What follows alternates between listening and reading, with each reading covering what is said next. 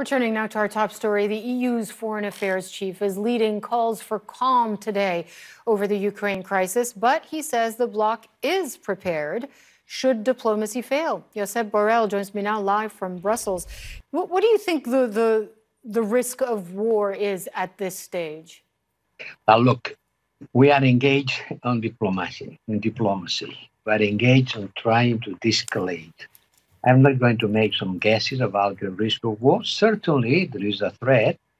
We have to face this threat, but now our job is to avoid that, to work hard, to put pressure on Russia, to continue engaging constructively in establishing mechanisms in the framework of OSCE, to talk with NATO.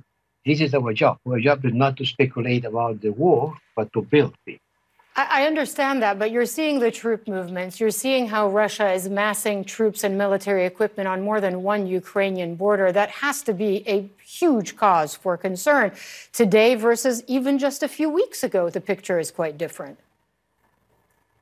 Yes, certainly. There is a threat when someone masses more than 100,000 troops with heavy arms along the border of a country. So what would the EU role be here? Do you think sanctions are enough to deter Vladimir Putin here? I know they want security assurances, but among those security assurances are a guarantee that NATO will not expand to include Ukraine. And the West has already said this is off of the table. So what else can you say to Russia that will convince them that NATO and the West will not continue to expand closer to their borders? Vladimir Putin sees this as a major security threat to himself and his country.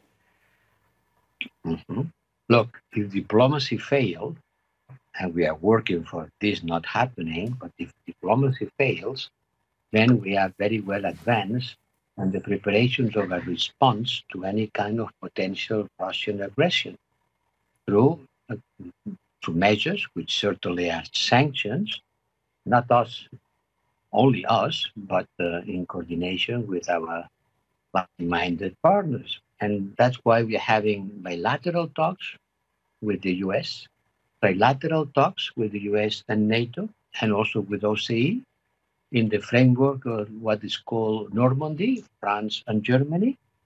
And I think that all these contacts, these diplomatic efforts should avoid a war.